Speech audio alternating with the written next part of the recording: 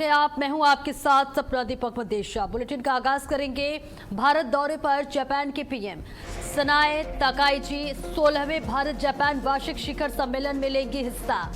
PM Modi के साथ द्विपक्षीय वार्ता पर सबकी नजर भारतीय की। उनकी पहली आधिकारिक यात्रा है और ये दौरा व्यापार, निवेश, रक्षा और रणनीतिक सहयोग पर चर्चा होगी। तो भारत दौरे पर है जहां 16वें भारत जापान वार्षिक शिखर सम्मेलन में हिस्सा लेंगे। पीएम मोदी के साथ द्विपक्षीय वार्ता पर सबकी नजर है। ये बड़ी जानकारी आप तक पहुंचा रहे हैं। बेहद महत्वपूर्ण दौरा ये बताया जा रहा है, तो बड़ी खबर आप तक पहुंचा रहे हैं। जहां भारत दौरे पर जापान की पीएम सनाए ताकाइची 16वें भारत जापान वार्षिक शिखर सम्मेलन में हिस्सा लेंगे। पीएम मोदी के साथ द्विपक्षीय वार्ता पर सबकी नजर बनी हुई है। भारत की उनकी पहली आधिकारिक यात्रा है। व्यापार, निवेश, रक्षा और रणनीतिक सहयोग पर चर्चा होगी। ये बड़ी जानकारी। जहां जापान के प्रधानमंत्री सनाए ताकाइची 3 दिवसीय आधिकारिक दौरे पर नई दिल्ली आई थी। उन्होंने प्रधानमंत्री नरेंद्र मोदी के साथ 16वें भारत जापान वार्षिक शिखर सम्मेलन में हिस्सा लिया था और ऐसे में उनका ये दौरा बेहद महत्वपूर्ण बताया जा रहा है। 16वें भारत जापान वार्षिक शिखर सम्मेलन में हिस्सा लेंगे और ये तस्वीर आप तक साझा कर रहे हैं, जहां दोनों देशों के बीच फार्मा, रक्षा, तकनीक, ऊर्जा और इनोवेशन के क्षेत्रों में सहयोग के लिए करीब 10 महत्वपूर्ण समझौतों पर निवेश की घोषणा है। इसके साथ ही भारत और जापान ने मिलकर आर्थिक सुरक्षा पहल की शुरुआत भी की है और इस ऐतिहासिक यात्रा के दौरान पीएम मोदी ने जापानी पीएम को छोटी बहन कहकर संबोधित किया था, जिसकी काफी चर्चा रही थी। और ये तस्वीर आप तक साझा कर रहे हैं, जहां जापान की प्रधानमंत्री सनाए ताकाइची 1 जुलाई से 3 जुलाई तक 3 दिवसीय आधिकारिक दौरे पर दिल्ली आई हुई हैं। उन्होंने प्रधानमंत्री नरेंद्र मोदी के साथ 16वें भारत जापान वार्षिक शिखर सम्मेलन में हिस्सा लिया था। तो ये तस्वीर आप तक साझा कर रहे हैं, जहां भारत और जापान ने मिलकर आर्थिक सुरक्षा पहल की शुरुआत की है। और स्नेह कमल ज्यादा जानकारी के लिए हमारे साथ जुड़ रहे हैं। स्नेह कमल, देखिए, जापान के प्रधानमंत्री का ये भारत का दौरा बेहद महत्वपूर्ण बताया जा रहा है। ऐसे में 16वें भारत जापान वार्षिक शिखर सम्मेलन में भी हिस्सा लेंगी। जी, भारत और जापान ने अपने रिश्तों को नई मजबूती देने के लिए एक बड़ा कदम उठाया है। जब प्रधानमंत्री की जापान की प्रधानमंत्री सनाए ताकाइची भारत आती हैं, दोनों देशों के बीच फार्मा, रक्षा, तकनीक, आर्थिक सहयोग समेत कई क्षेत्रों पर समझौते हुए। कल हैदराबाद हाउस में प्रधानमंत्री नरेंद्र मोदी और जापान की प्रधानमंत्री सनाए ताकाइची की मौजूदगी में कई मेमोरेंडम ऑफ कोऑपरेशन यानी MOC पर हस्ताक्षर हुए। संयुक्त प्रेस वार्ता हुई। इस दौरान प्रधानमंत्री ने जब उनका स्वागत किया, प्रधानमंत्री ने सनाए ताकाइची का गर्मजोशी से स्वागत किया और उन्हें अपनी छोटी बहन बताया। वो कहा कि जापान की प्रधानमंत्री ताकाइची मेरी छोटी बहन, दोनों देशों की प्रतिनिधियों और मीडिया का मैं स्वागत करता हूँ। जापान भारत वार्षिक शिखर सम्मेलन में उनकी पहली यात्रा पर मुझे बेहद खुशी है। प्रधानमंत्री ने कहा कि सनाए ताकाइची जापान की पहली प्रधानमंत्री हैं, एक दूरदर्शी नेता हैं। उन्होंने कहा कि जो जापान में सनाए ताकाइची का गृह प्रांत है नारा प्रांत भारत और जापान की साझा बौद्ध विरासत का जो है केंद्र रहा है। प्रधानमंत्री ने दोनों देशों के रिश्तों पर जोर देते हुए कहा, कुछ दिन पहले जी शिखर सम्मेलन मैंने कहा था कि वैश्विक उथल पुथल के इस दौर में आपसी विश्वास हमारी बड़ी रणनीतिक ताकत है। मुझे गर्व है कि भारत जापान के साझेदारी की कसौटी पूरी खरीद से उतरता है। उन्होंने कहा कि मैं पिछले दशक में ऑटोमोबाइल से लेकर इलेक्ट्रॉनिक्स तक जापान की विकास यात्रा में अहम भूमिका निभाई है। आज प्रधानमंत्री ताकाइची की इस यात्रा पर हम विशेष रणनीतिक और वैश्विक साझेदारी का नया अध्याय शुरू कर रहे हैं। और अगर भारत और जापान के बीच कल जो समझौते हुए, अगर उस पर किन मुद्दों समझौते उस पर अगर नजर डालें तो बैठक में दोनों नेताओं के बीच रक्षा सहयोग, फार्मास्यूटिकल क्षेत्र, सेमीकंडक्टर, आर्टिफिशियल इंटेलिजेंस यानी AI, सप्लाई चेन, निवेश उभरती तकनीक में सहयोग बढ़ाने पर चर्चा हुई। दोनों देशों ने जो है हिंद प्रशांत क्षेत्र में शांति, स्थिरता, नियम आधारित व्यवस्था को मजबूत करने के प्रति प्रतिबद्धता दोहराई थी। प्रधानमंत्री ने कहा कि जापान और भारत के बीच सिर्फ आर्थिक साझेदारी नहीं बल्कि विश्वास, लोकतांत्रिक मूल्यों और साझा हितों को भी मजबूत करने का रिश्ता है। प्रधानमंत्री ने भरोसा जताया कि आने वाले कुछ वर्षों में यह साझेदारी दोनों देशों के बीच इंडो पैसिफिक क्षेत्र में स्थिरता और समृद्धि की एक अहम भूमिका भी निभाएगी। बिल्कुल, क्या लगता है, देखिए बेहद महत्वपूर्ण ये उनका दौरा भी बताया जा रहा है, क्या रक्षा, सेमीकंडक्टर, तकनीक और निवेश को लेकर कोई अहम समझौते हो सकते हैं? जी, कल अभी मैंने बताया कि इन क्षेत्रों में कल महत्वपूर्ण समझौते हो भी चुके हैं। इन दोनों के देशों के बीच अभी मैंने रक्षा, सेमीकंडक्टर के बताया कि दोनों देशों के बीच में जो है अहम जो समझौते हुए मेमोरेंडम पे भी साइन भी हो चुका है। देशों ने इंडो पैसिफिक क्षेत्र की सुरक्षा और रणनीतिक साझेदारी पर क्या रुख अपनाया है? भारत और जापान ने दोनों ने आर्थिक साझेदारियों के साथ साथ जो है इंडो पैसिफिक क्षेत्र में जो स्थिरता, समृद्धि है उसको लेकर भी आपसी सहयोग पर जो है जोर दिया है। भारत में जापानी निवेश और इंफ्रास्ट्रक्चर परियोजनाओं को लेकर क्या कोई नई घोषणाएं की गई हैं? जापान ने जो है भारत में जो है एक मोटे निवेश का जो है घोषणा की है और कई फर्टिलाइजर कंपनियों को भी स्थापना की बात कही है। बुलेट ट्रेन का जिक्र करूंगी इसने कमाल, देखिए परियोजना और अन्य संयुक्त परियोजनाओं की क्या प्रगति पर कोई चर्चा हुई है, बातचीत हुई हो?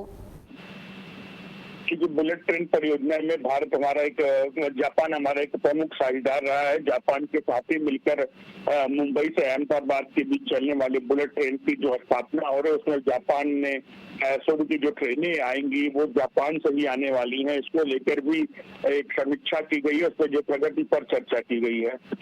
बिल्कुल, बहुत बहुत शुक्रिया स्नेह कमल आपका इस महत्वपूर्ण जानकारी के लिए।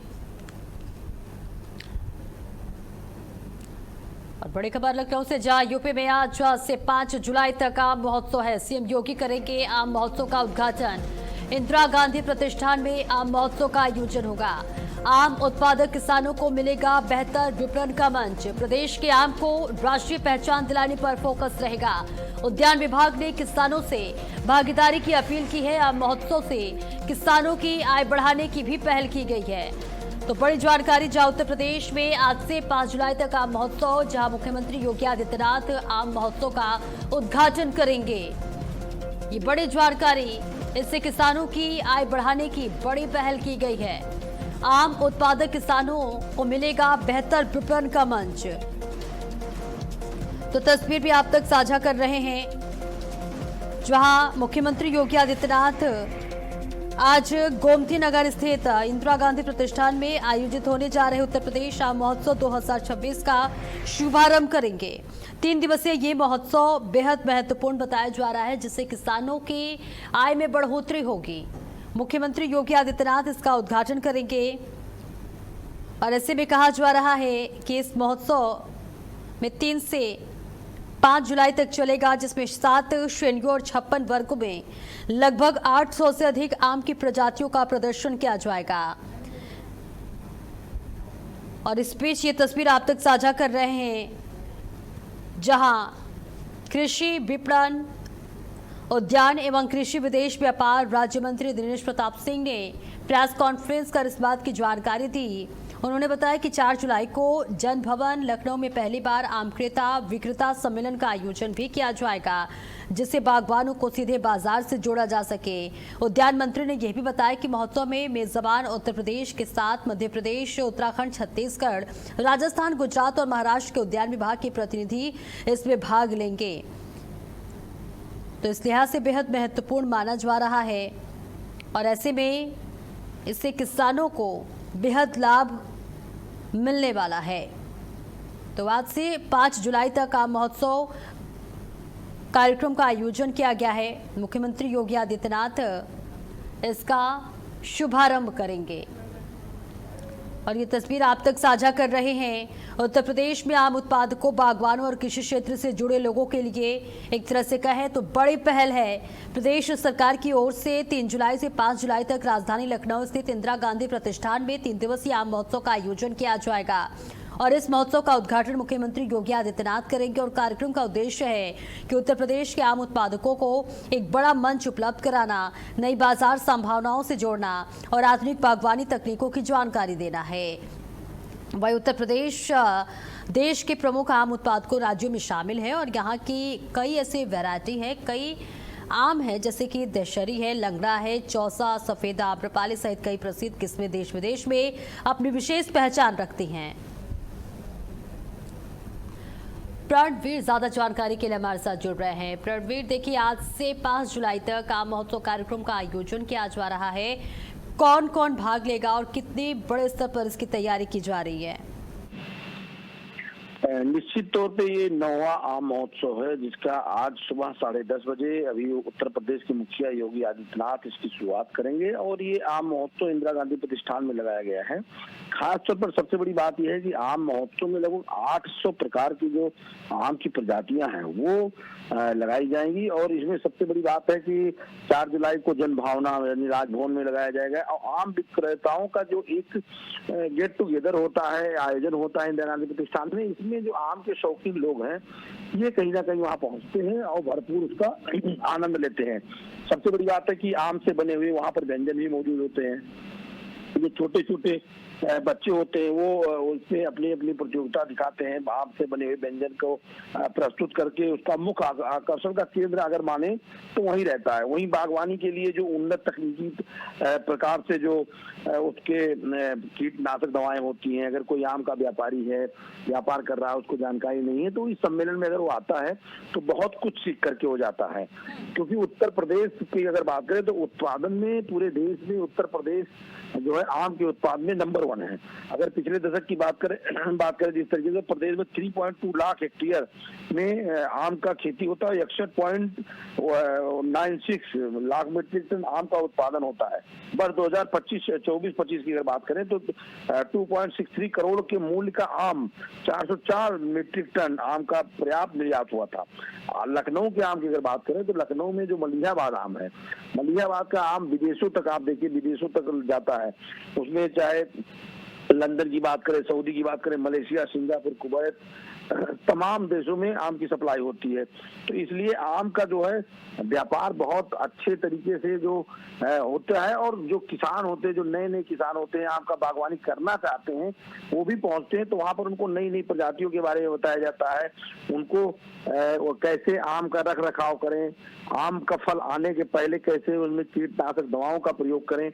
तमाम ऐसी उन्नत वो है जो कृषि के आधार पर उनको सिखाया जाता है और बताया जाता है। वहीं दूसरी तरफ आम के जो व्यंजन होते हैं वो मिलते हैं। 800 प्रकार के आम, देखने में भी एक से एक प्रकार के आम, वहाँ पर लोगों का मन मुग्ध हो जाता है। खासतौर पर आज उत्तर प्रदेश के मुखिया जो होंगे आदित्यनाथ वहाँ पर शामिल होंगे, उसमें उनके साथ जो है मंत्री दिनेश प्रताप सिंह वहाँ पर मौजूद रहेंगे। और कल इन्होंने प्रेस कॉन्फ्रेंस भी किया था। प्रेस कॉन्फ्रेंस करके उन्होंने साफ तौर पर बताया कि इसमें जो है आज जो आम महोत्सव लगेगा उसमें तमाम जो प्रदेश है, अन्य प्रदेश है, वो मौजूद रहेंगे। मध्य प्रदेश के लोग मौजूद रहेंगे, उत्तराखंड, छत्तीसगढ़, राजस्थान, गुजरात और महाराष्ट्र के जो उद्यान विभाग के प्रतिनिधि हैं इस प्रगतिशील बागवान के निर्यात में ये भाग लेंगे और एक नई ऊर्जा लेकर के यहाँ से हो जाएंगे। जी बिल्कुल, देखिए हर साल की भांति इस साल भी इस कार्यक्रम का आयोजन किया जा रहा है। ऐसे में इस साल के इस महोत्सव में सबसे खास बात क्या रहने वाली है? देखिए अगर बात करें यहाँ पर तो लखनऊ में दशहरी आम, मलिहाबाद का और लंगड़ा आम, तमाम प्रकार से जो आम है, इन आम की वैरायटी को देखने में जो आनंद आता है, आप जब कल ही 2-4 प्रकार के आम सिर्फ दिनेश प्रताप सिंह के प्रेस कॉन्फ्रेंस में मौजूद था, लेकिन वो आम की जो वैरायटी है वो देखते हुए बनती थी। एक एक आम की अगर साइज बात करें तो कोई आम 500 ग्राम से अधिक वजन का रहता है। मतलब एकदम देखने में इतना बेहतरीन लगता है। किस तरीके से उसको पैदा किया जाता है, किस तरीके से उसका रख रखाव किया जाता है कि उस पर एक दाग नहीं होते। जैसे आम छोटे होते हैं तैसे जो आम उत्पादक होते हैं, जो आम की खेती करने वाले लोग होते हैं, उसमें पैकिंग लगाते हैं। तो जैसे जैसे आम बढ़ता है तैसे तैसे उसका पैकिंग बढ़ता जाता है। तो यानी कि जो स्क्रैच होते हैं, जो आंधी आती है, तूफान आता है, जो अक्सर आम के डाल इधर उधर जो लड़ते हैं, तो आम में जो स्क्रैचेज होते हैं वो तक नहीं पड़ते। इतना बढ़िया तरीके से आम को वहां पर परोसा जाता है।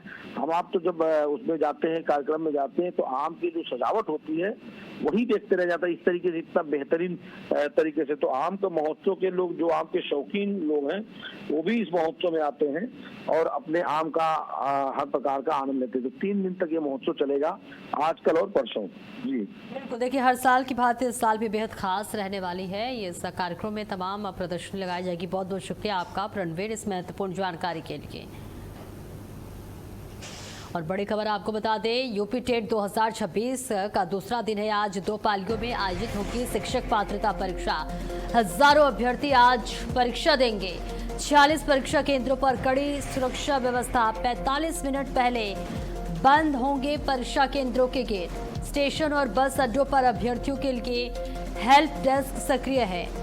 तो ये बड़ी जानकारी आप तक पहुंचा रहे हैं। जहां यूपी टेट परीक्षा का आज दूसरा दिन है, जिसकी तैयारी कर ली गई है और तमाम अभ्यर्थियों से कहा गया है कि वो 45 मिनट पहले परीक्षा केंद्र पर पहुंचे। तो बड़ी जानकारी आप तक पहुंचा रहे हैं। जहां यूपी टेट 2026 की परीक्षा का आज दूसरा दिन है। हजारों अभ्यर्थी आज परीक्षा देंगे और सभी को 45 मिनट पहले परीक्षा केंद्र पर पहुंचना होगा। 2 पालियों में आयोजित होंगी परीक्षा। बड़ी जानकारी आप तक पहुंचा रहे हैं। जहां यूपी टेट 2026 परीक्षा का आज दूसरा दिन है। सुरक्षा के खास इंतजाम किए गए हैं। जहां पूरे राज्य के 60 जिलों में 955 केंद्र परीक्षा केंद्र बनाए गए हैं। जहां 2 पालियों में लगभग 19 लाख से अधिक अभ्यर्थी परीक्षा देंगे और कड़ी सुरक्षा के बीच नकल रोकने के लिए परीक्षा केंद्रों में बायोमेट्रिक मिलान और रेटिना स्कैन किए जा रहे हैं। इंटीग्रेटेड कंट्रोल कमांड रूम के जरिए हर कमरे की AI CCTV से निगरानी की जा रही है। महिला अभ्यर्थियों को किसी भी तरह की ज्वेलरी या फिर पुरुषों को बेल्ट, टोपी या गमछा पहनकर केंद्र में जाने की अनुमति नहीं है।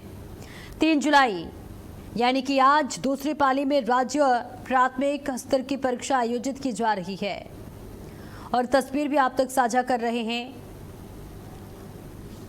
जहां बेहद खास इंतजाम किया गया है।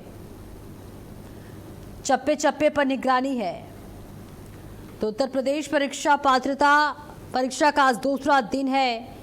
यूपी टेट 2026 के लिए उत्तर प्रदेश के 60 जिलों में 955 परीक्षा केंद्र बनाए गए हैं। 19 लाख से अधिक अभ्यर्थी यूपी टेट में अपनी किस्मत आजमा रहे हैं और इसके चलते पूरे उत्तर प्रदेश का प्रशासनिक अमला अलर्ट मोड पर है। आज की परीक्षा 2 अलग अलग पालियों में आयोजित की जा रही है। इसे लेकर युवाओं में भारी उत्साह और थोड़ी घबराहट जरूर देखने को मिल रही है। और ऐसे में यूपी टेट की पहली पाली की परीक्षा 9:30 बजे से शुरू होकर दोपहर 12 बजे तक और दूसरी पाली का समय जो है वह दोपहर 2:30 बजे से शाम 5 बजे तक है।